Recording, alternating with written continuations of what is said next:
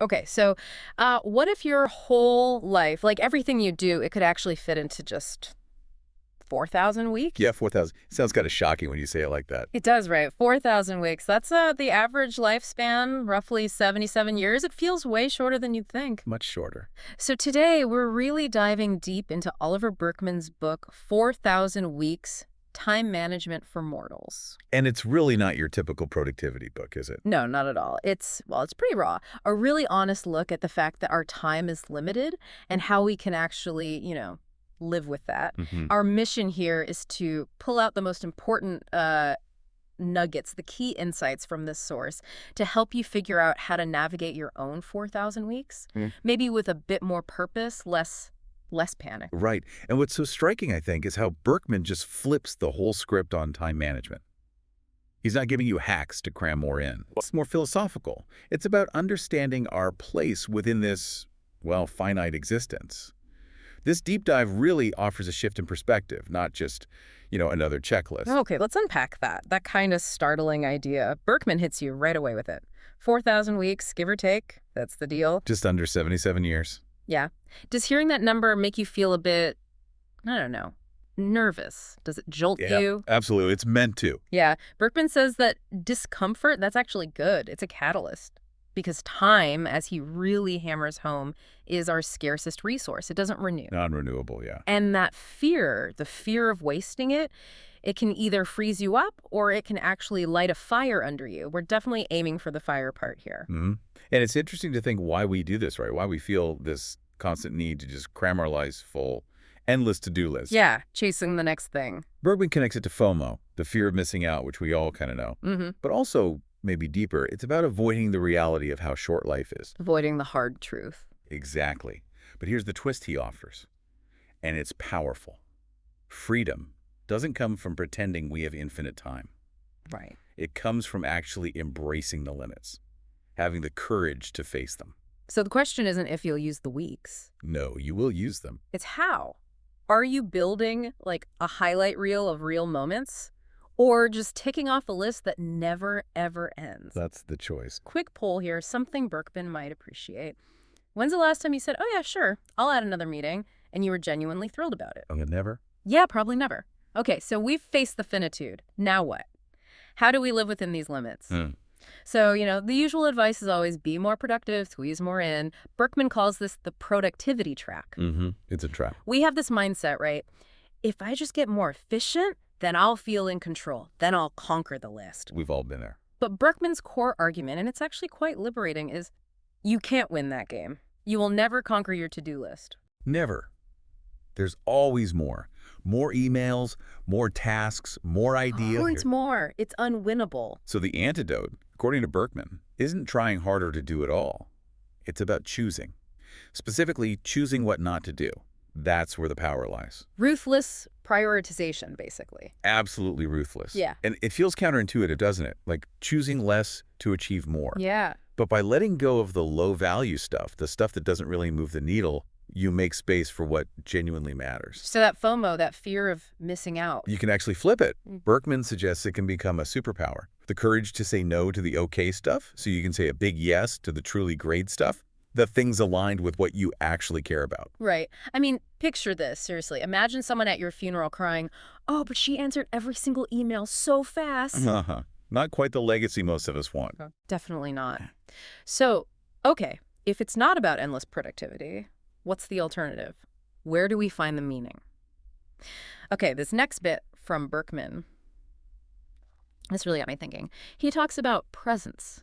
Being present, not just as some nice-to-have fluffy idea, but as the only real leverage we have, the only time we actually control. Because think about it. How often are we physically doing one thing? Yeah, like eating dinner. But our mind is completely somewhere else, rehashing the past, worrying about the future. Totally. Time traveling in our heads. Berkman insists that focusing on the now, like the actual experience happening right in front of you, that's the key. That's what unlocks joy, depth, even motivation. So how do we do that? Well, he suggests practical things, like actually single tasking, remember that? Vegas. Setting real boundaries around your attention. Yeah. And really trying to soak up ordinary life, the mundane stuff. I think the power isn't just in the big moments. No, it's often in mastering what's right here, giving it your full attention, And it raises that crucial question, Yeah. if you're always optimizing for tomorrow. Are you missing today? Exactly. You're missing your actual life as it unfolds. Okay, confession time. Have you ever found yourself, like, Googling how to live in the moment while you're eating dinner and also planning tomorrow's meeting in your head? Maybe once or twice. You know who you are. We all do it. Yeah. Okay, so accepting limits, choosing presence, sounds good, but it's hard, right? Life pulls you in a million directions. How do we stick with it? All right, here comes what Burkeman calls a tough pill. But he frames it as a kind of a ticket to freedom. Okay, I'm ready. You will disappoint people. Oof, yeah, that's hard to hear. It is.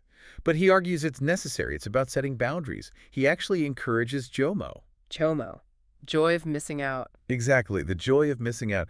Learning to say no more often, maybe even most of the time, and saving your real enthusiastic yes for things that genuinely light you up, things that align with your motivation. And he connects motivation directly to this, doesn't he? He says real motivation isn't about brute willpower. Right, not just gritting your teeth. No, it's about alignment. When your actions line up with your core values, the motivation kind of flows more naturally. What's fascinating is, setting boundaries, saying no. Yeah. It feels scary, like you're letting people down. Totally. But Burkeman points out, this is actually how really effective, high-achieving people operate.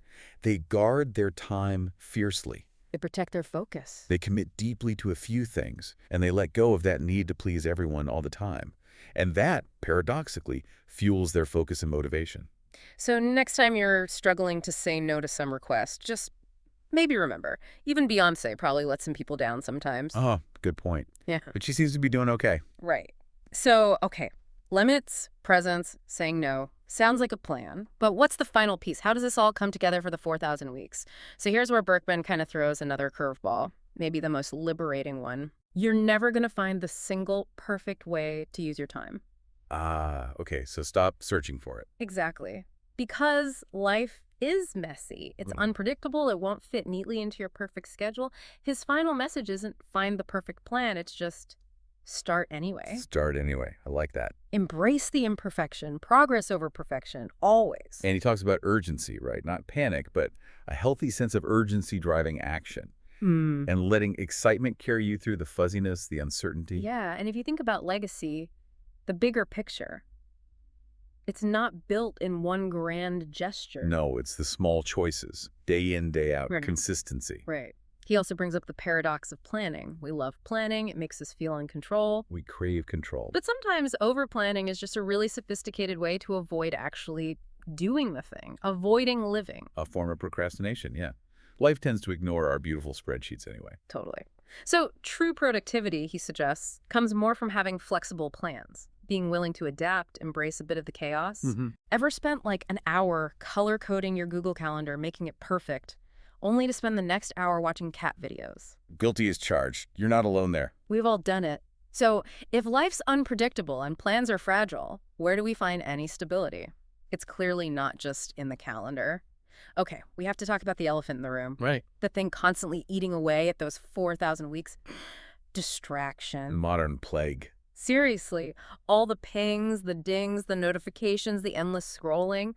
Burkeman argues they're not just stealing minutes. No, it's deeper.